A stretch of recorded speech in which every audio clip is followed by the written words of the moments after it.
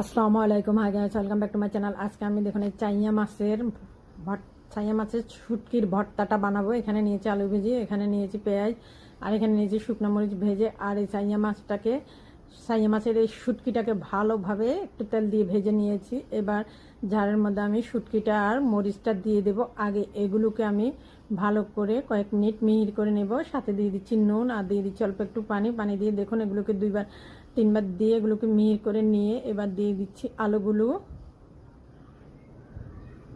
আলুটা দেওয়া শেষ হলে উপর দিয়ে দিচ্ছি পেঁয়াজটা দিয়ে এবার এগুলোকে মুখটা আটকিয়ে আবার আমি 2 থেকে 3 বার এগুলোকে ব্লেন্ডার করে নেব। হয়ে গেছে আমার চাইয়া মাছের শুটকির ভর্তাটা। এই চাইয়া মাছের শুটকির ভর্তাটা কার কার খেতে ভালো লাগে,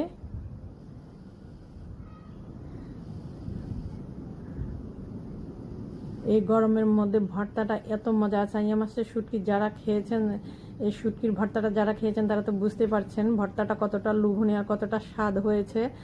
আজকের মধ্যে এখানেই শেষ। আল্লাহ হাফেজ।